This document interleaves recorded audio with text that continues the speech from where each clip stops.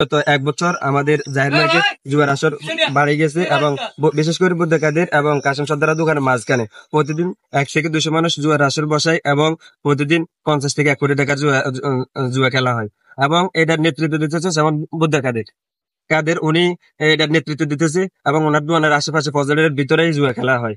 হ্যাঁ, আমরা এটা নয়নং সরগাজি যদি এটা আমরা প্রতিরোধ না করতে পারি, আমাদের নয়নং সরগাজি এটাতে আরো বেশি হয়ে যাবে, ধ্বংস হয়ে যাবে।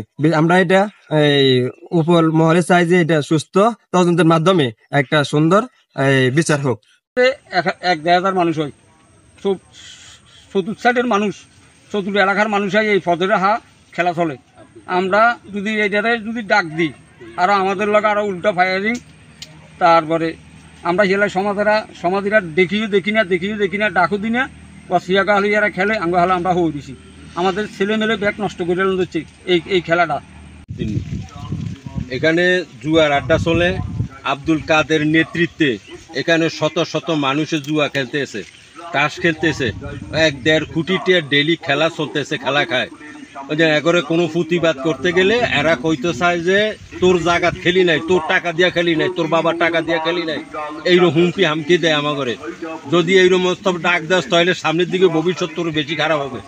এই অবস্থা আমাদের প্রতিবাদ খুব একটা ইয়া করে হামকি দিতেছে। এরা আই টাকার বুন্দালয় মিলন, তারপরে কাশেম এরা আই টাকার বুন্দালয় এখানে বৈজু বাড়ির বেড়ে 12 বছরে 7 বছরে হুলাইন হইতে সব লয়।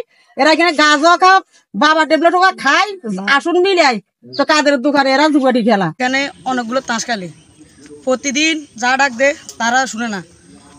সমাজ এলাকার করতে গেলে সমাজ এলাকারা উল্টা বিচার করে না। এই কয়েকদিন আগে এই কামারটা ভাঙিয়েছে জুয়া দিয়ে খেলি, আমরা এটার বিচার চাই।